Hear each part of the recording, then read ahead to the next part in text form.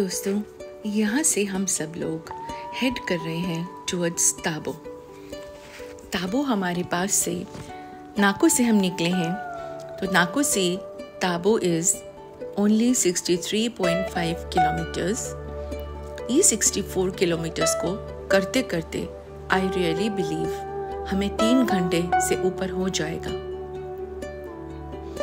रास्ता बहुत सुंदर है, बहुत ही वीरान। यहाँ पर आपको कोई भी नहीं दिखेगा एक्सेप्ट फॉर द पीपल जो रोड बना रहे हैं। Again thanks to the BRO।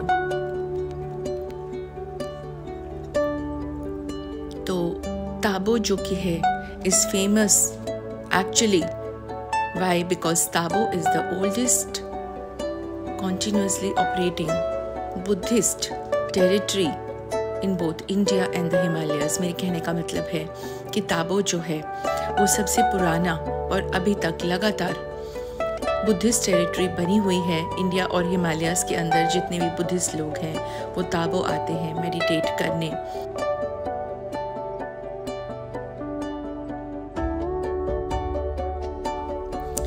Tabo में एक ओल्डेस्ट मॉनेस्ट्री है जो कि मठ की है। This ancient monastery has the pictures and actual statues of the Buddhist group of gods, जिनको कि किस तरह से पेंट किया गया है। इस तरह से उसको बनाया गया है कि उसकी पेंटिंग्स का कलर, जो बुद्धिस्ट स्टैचूज हैं गॉड के, देवी देवताओं के, उनका कलर कभी भी ना निकले। और उनको इस तरह से पेंट किया गया था कि जिस तरह मॉनेस्ट्री का जब अंदर से प्लास्टर हो रहा था और प्लास्टर जब गीला था तो तभी उस पर वाटर कलर से जब स्टैचूज बनाए गए तो उनको पेंट कर दिया गया। गीली प्लास्टर को, गीली मिट्टी को भी पेंट कर दिया गया वाटर कलर्स से, ताकि वो जो वाटर कलर्स हैं वो मिट्टी के अंदर ही समाकर मिट्टी का ही रूप ले लें और मिट्टी का ही कलर, यानी कि मिट्टी वो कलर्स को धारण कर ले और कलर्स मिट्टी को धारण कर ले।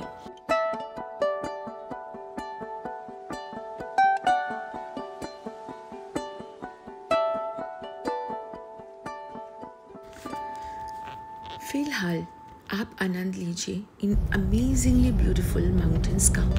और सच में रोड बहुत ही सुंदर है, जिससे कि इस बार रोड पर गड्ढे फील नहीं हो रहे। कहीं कहीं पर तो रोड पत्थरों से बहुत ज़्यादा टूट जाती है, पत्थर गिरने से, और कहीं कहीं पर रोड इतनी अमेजिंगली गुड है that thanks to the border road organisation of India.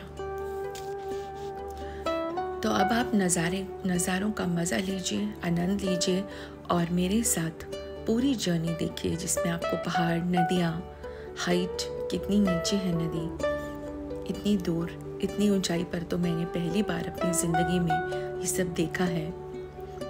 नदी इतनी गहराई में है कि देखकर ही खौफ आ जाता है। पहाड़ों की शेप्स इतनी सुंदर हैं, they are so beautiful. And convoy में मूव करने का अपना ही एक आनंद है। चारों तरफ इतने सुंदर पहाड़ हैं। मुझे तो पहाड़ों पे इतनी सारी मड भी दिख रही है और मड्स के कलर्स इज सो ब्यूटीफुल। यहाँ स्टोन्स के कलर्स इतने अच्छे दिखते हैं। स्टोनी रॉक्स जो हैं उनके इतने सारे कलर्स और इतने सारे शेड्स, जिसको कि देखकर मैं तो मेस्मराइज ही हो गई हूँ। एक्चुअली में बहुत अच्छा लग रहा है। Spiti is a synonym for spirituality, beauty, love। किस किस चीज़ के लिए मैं आपको बताऊं, स्पीति is very beautiful। और हाँ दोस्तों, ये साइड में छोटे छोटे से घर बने हुए हैं बटे पत्थर के। इनको देखकर मेरे मन में आ रहा है कि कभी ऐसे छोटे घर में कैसे रहते होंगे लोग, इतनी छोटी सी स्पेस में कैसे रहा जाता है। It is very difficult.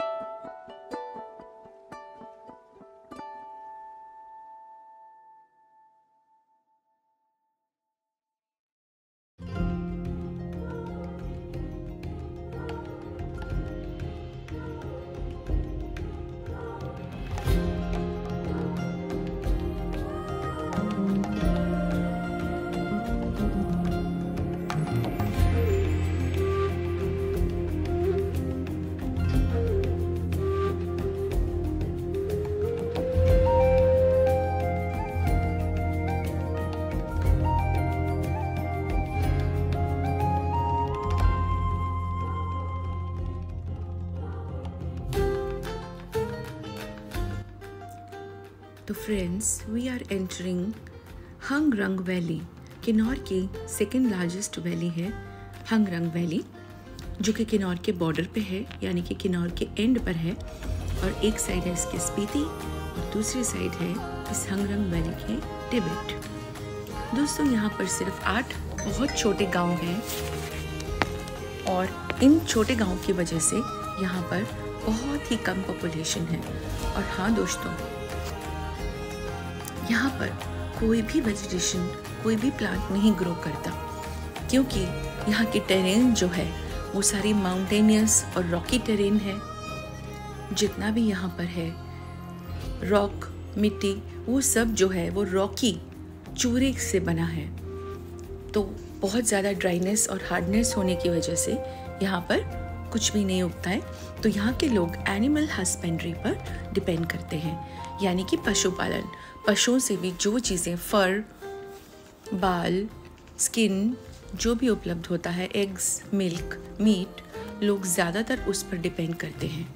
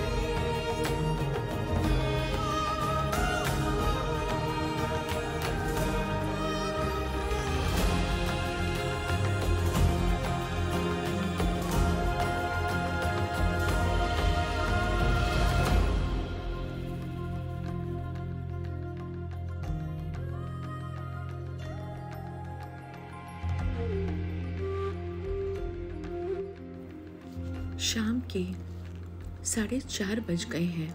It's 4:30 PM in the evening और हमारे पास बहुत डीप गॉर्ज और वैलीज हैं। नीचे नदी बह रही है और नदी पूरी फ्रीज हो चुकी है, ऊपर बर्फ़ है, नीचे नदी, और धीरे धीरे नदी फ्रीज होती जा रही है। मैंने ऐसे पहली बार अपनी आंखों से देखा है। नदी बह रही है और साइड्स उसकी फ्रीज हो रही हैं और शाम के 4:30 बजे हैं और हमारे साथ एक बहुत डीप गॉर्ज चल रहा है। दोनों पहाड़ आपस में बहुत ही नज़दीक हैं और बीच की जो वैली है वो बहुत स्टीप और बहुत डीप है। तो आप देख सकते हैं कि कितनी बड़ी रिवर है और कितनी नज़र आ रही है। कहीं कहीं पे धूप है और कहीं कहीं पर नीचे नदी तो कॉन्टिन्यूसली बर्फ से जमती ही जा रही है। रात तक ही पूरी लेयर उसके ऊपर की बर्फ बन जाएगी।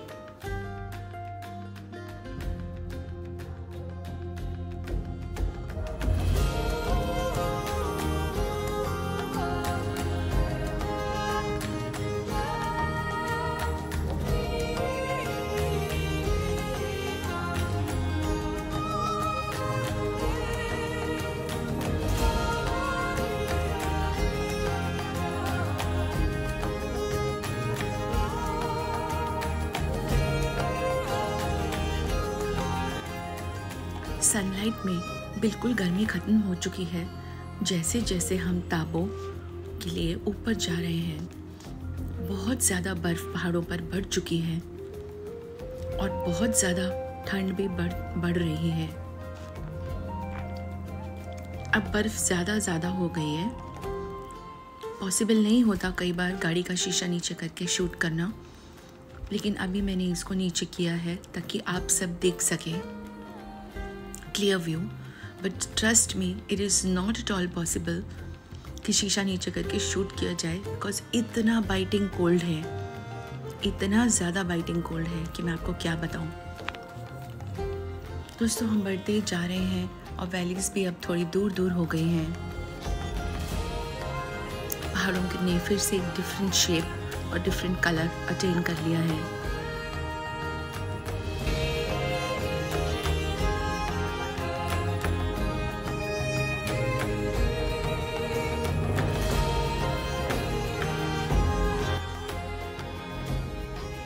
और दोस्तों, आज का सबसे इम्पोर्टेंट इवेंट, हम बीच रास्ते में हैं नाको और ताबो के, और यहाँ पे एक बहुत बड़ा रिवर बेड आता है।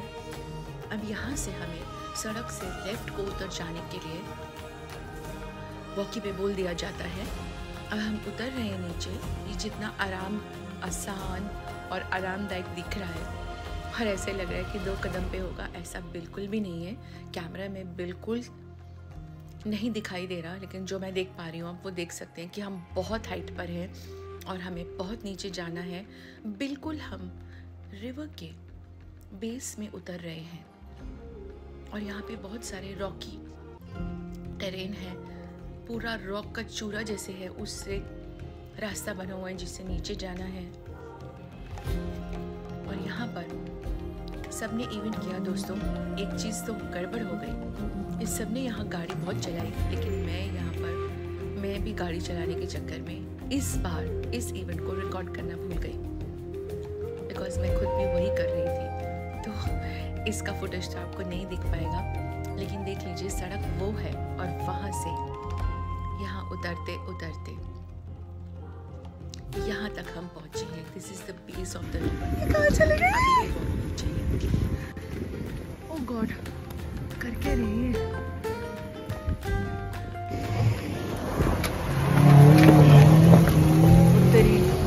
पलट ना जाए भाई, मेरे को डर लग रहा है।